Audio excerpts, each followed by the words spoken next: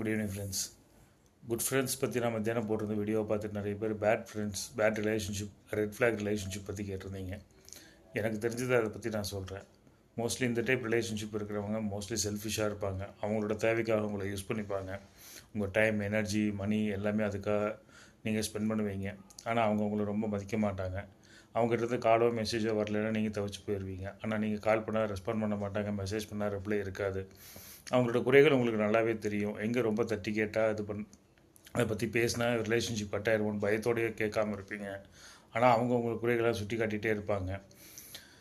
அது மட்டும் இல்லாமல் அவங்களோட ப்ராப்ளம் மட்டும் தான் உங்கள்கிட்ட பேசுவாங்க. உங்களோட ப்ராப்ளத்தை பற்றியோ உங்கள் சுச்சுவேஷன் பற்றியும் மேக்ஸிமம் கட்டுக்க மாட்டாங்க. ஸோ இந்த மாதிரி ஆக்டிவிட்டீஸ்லாம் இருக்கிறத வச்சு ஓரளவு நம்ம கெஸ் பண்ணலாம்.